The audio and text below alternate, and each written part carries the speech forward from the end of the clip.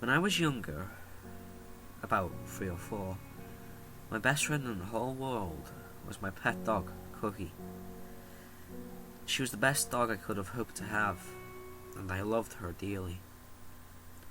My first real memory is of me playing fetch in my garden with her. I still find myself reminiscing about her from time to time. It was when I was 4 that Cookie had gotten pregnant with a litter of pups. I was so excited. The process of having a child was shown to me by her. She had a very large amount of pups, from what I can remember.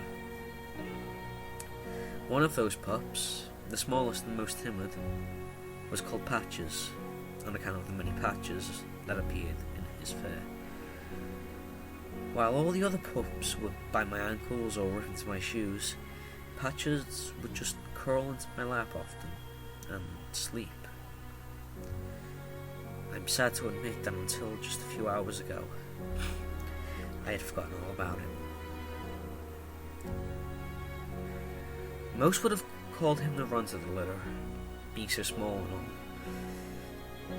It's not so much of a surprise that I had walked downstairs one morning, my parents still asleep, to find Patches curled up on the floor, just a little off from Cookie and the rest of the litter.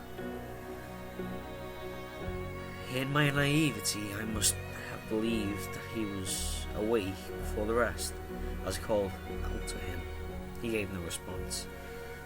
He did not move. He never gave any sort of sound. Including that he must have been asleep, I picked him up and sat in front of the TV with him in my lap. As I sat there, watching whatever was on the TV, I began to stroke the pup in my lap. As I took a stroke, my finger brushed across his paw, and it was deathly cold. I felt his paw some more after that, and felt the others, all of them the same.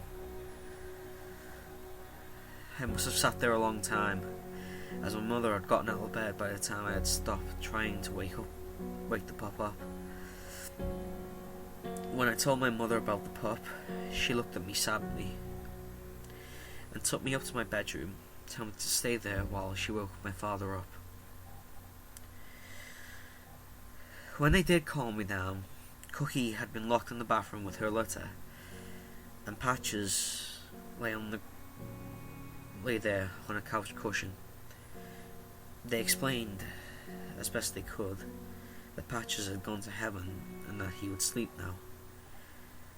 I think, in some way, I understood, because the next thing I can remember is crying into my mother's chest as she held me close.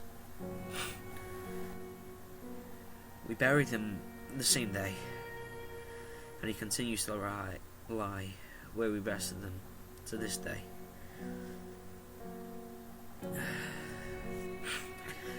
Since I remember this painful memory, I've been crying my eyes out over the fact that I had forgotten him and his impact on me.